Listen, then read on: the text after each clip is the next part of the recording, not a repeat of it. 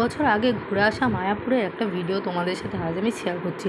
তো দেখো, প্রথমেই ভোরবেলা আমার বর একটু কায়দা করে ফোনটা নিয়ে ব্লগ বানানোর ঢং করছিল। তো দেখো, যেহেতু ভোরবেলা ছিল তাই অনেক মানুষজন ছিল, ওর একটু লজ্জা করছিল যেহেতু কোনোদিনও ও ভিডিও বানায়নি। তারপর আমরা সেখান থেকে শিয়ালদা স্টেশনে চলে এলাম, কৃষ্ণনগর লোকাল ধরবো বলে। দেখো শিয়ালদা স্টেশনে কত মানুষজন।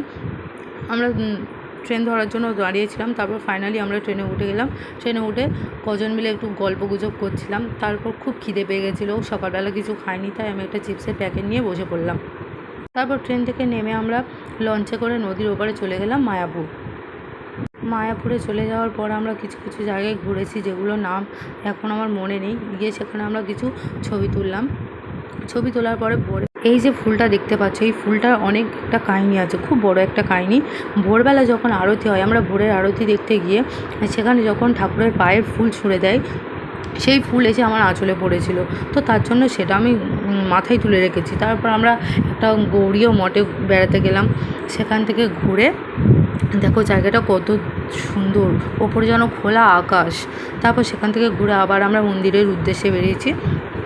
তো দেখো কত দূর থেকে আমরা মন্দিরটাকে দেখার চেষ্টা করছি। মায়াপুর মানেই আলাদা একটা শান্তি।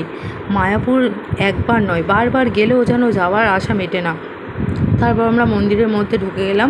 মন্দিরে যেহেতু একদম ভেতরে ফোন কোনো অ্যালাউ নেই, তাই আমরা বাইরে থেকে একটু ভিডিও করার চেষ্টা করছিলাম। দেখো বন্ধুরা, মন্দিরটা দেখলেই মন ঠান্ডা, আরও একবার যাই মনে হয়। তো আমার এখনও যাওয়ার ইচ্ছা আছে, যাব। মেয়ে একটু বড় হলে নিশ্চয়ই যাব, আমি মেয়েকে নিয়েই যাব। তো দেখো মন্দিরটা দেখলেই চোখ জুড়িয়ে যায়। তো আমরা তবুও মন্দিরটার পাশ ওপাশ দিয়ে একটু করে একটা করে ছোট্ট ছোট্ট ভিডিও ক্লিপ নেওয়ার চেষ্টা করছিলাম। ভিডিও ক্লিপ নেওয়ার পরে তারপর আমরা চলে গেছিলাম খাওয়ার জন্য, প্রসাদ পাওয়ার জন্য। তো দেখো দুপুরের প্রসাদে কী কী ছিল: ভাত, ভেজ ডাল, একটা লাবড়া, রুটি, পনির, মটর পনির, বেগুনি আর পরমান্নটার যা টেস্ট ছিল। তো দেখো বন্ধুরা, যেহেতু আমি এক হাতে ভিডিও করছিলাম আর এক হাতে খাবারটা ধরেছিলাম, তাই পরমান্নটা একটু হেলে গিয়েছে, এর জন্য কেউ কিছু মনে করো না। তারপর রাতে আমরা চলে এসেছিলাম আবার মন্দিরের বাইরে দেখছি বিদেশিদের নাচ। তো আমি নাচ নিজেকে সামলাতে পেরে আমিও ওদের মধ্যে নাচতে শুরু করলাম।